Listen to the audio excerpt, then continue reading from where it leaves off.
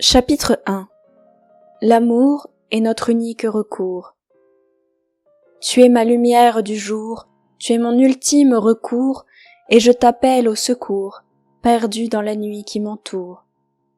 Michel Berger, Lumière du jour, dans l'album Voyou.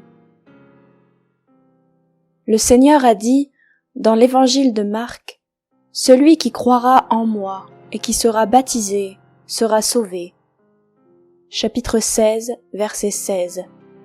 Et dans l'évangile de Jean, « La volonté de mon Père, c'est que quiconque voit le Fils et croit en lui ait la vie éternelle, et je le ressusciterai au dernier jour. » Chapitre 6, verset 40.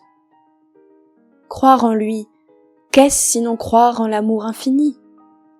Nombreux sont ceux qui pensent que l'amour est une chose mortelle, éphémère, parce que c'est ce que le monde veut nous faire croire. N'oubliez pas qu'il vous manipule, puisqu'il ne veut pas vous perdre. S'il venait à vous perdre, si vous le quittiez pour de bon, cela voudrait dire pour lui qu'il n'existe plus. Et cela est vrai. Pour le moment, intéressons-nous à l'essence fondamentale de nos vies, celle que Christ appelle l'amour parfait. Qu'est-ce que cet amour peut représenter pour des êtres de chair qui semblent prisonniers de leur état matériel? Est-il possible qu'une telle expérience, car c'est une véritable expérience que cet amour, nous soit destiné? Avons-nous le droit d'y goûter, nous qui ne sommes rien? Ces questions, beaucoup se les posent à juste titre. Depuis qu'Adam et Ève ont été bannis du paradis, nous pensons que l'amour est une chose à laquelle nous ne pouvons plus goûter, que nous ne sommes plus dignes. Le péché originel nous empêcherait pour l'éternité de connaître ce qu'est l'amour parfait du Père. En plus d'être enfermés dans un corps, nous serions prisonniers des actes que nous n'avons pas commis. En vérité, je vous le dis, nous nous infligeons à nous-mêmes la punition. Dieu n'a pas dit que les hommes paieront éternellement la faute du premier homme et de la première femme. L'amour véritable, le Père nous le donne sans cesse et sans réserve. Il a créé le monde pour que nous puissions encore goûter à son amour infini. Le monde n'est pas une manière de nous punir, mais une manière de nous faire pardonner. Pour mieux comprendre, voici quelques éclaircissements. S'il est vrai que le monde a été créé dans un premier temps pour punir Adam et Ève en les faisant travailler pour subsister et enfanter dans la douleur, il a ensuite été utilisé à des fins plus grandes. Notre Seigneur a vu dans la création du monde un moyen pour les hommes de se racheter auprès de lui. De cette manière, nous sommes effectivement toujours liés au couple premier.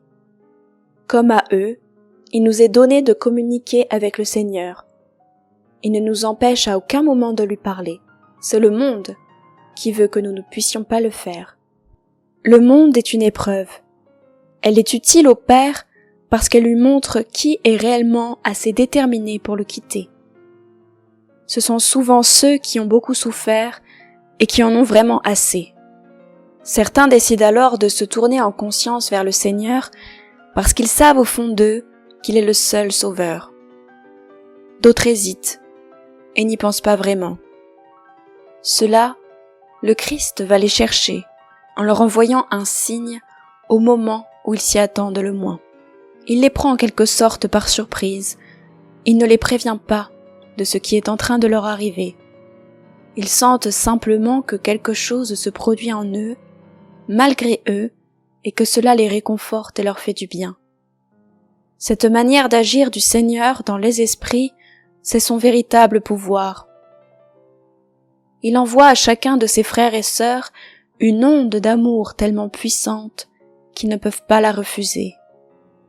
Ils sont contraints de l'accepter parce qu'ils sentent au plus profond d'eux que cela est tellement meilleur que tout ce que le monde peut leur donner.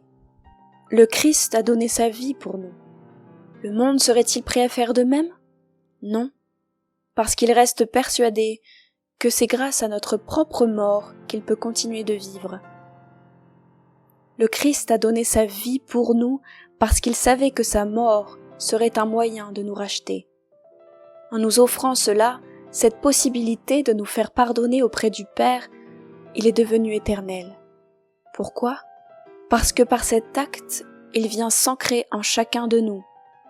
Il sait que tôt ou tard nous allons pécher, car nous vivons dans un monde qui ne cherche que notre chute.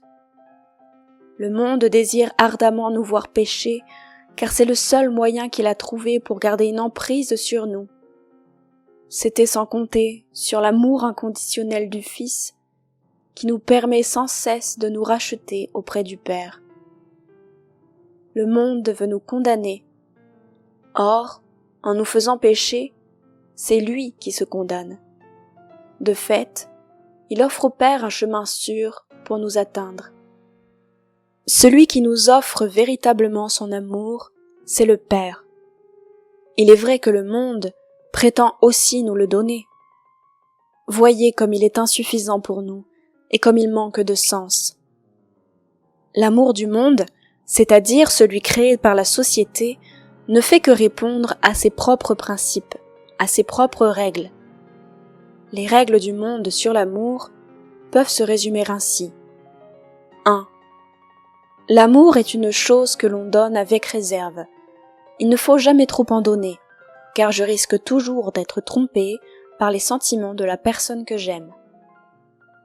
2. Je ne suis pas en mesure d'aimer tout le monde. Je dois donner mon amour à des personnes choisies. Elles seules méritent d'être aimées par moi. 3.